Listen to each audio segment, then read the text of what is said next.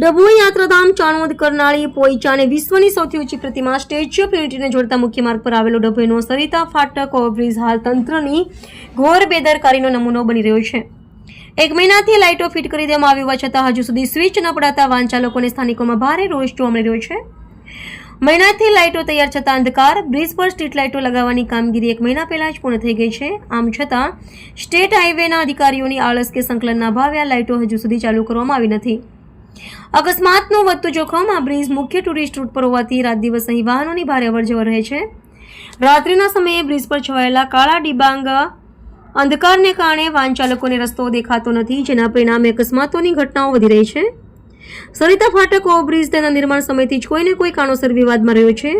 હવે લાઇટોની આ નવી સમસ્યાએ નગરજનોની ધીરજ ખૂટવી દીધી છે। નગરજનોની માંગ, સ્થાનિક લોકોને મુસાફરોનો આક્ષેપ છે કે અધિકારીઓ કોઈ મોટી જાનહાનિની રાહ જોઈ રહ્યા હોય તેવું લાગે છે। જો લાખોના ખર્ચે લાઇટો લગાવી જ દેવામાં આવી હોય તો તેને ચાલુ કરવામાં કયું વિઘ્ન નડી રહ્યું છે? સ્ટેચ્યુ ઓફ યુનિટી જતો આ મુખ્ય માર્ગ છે। રાત્રે અંધારામાં જ બ્રિજ પર વાહન ચલાવવું જોખમી બની ગયું છે। તંત્ર વહેલી તકે જાગે અને લાઇટો ચાલુ કરે તે જરૂરી છે।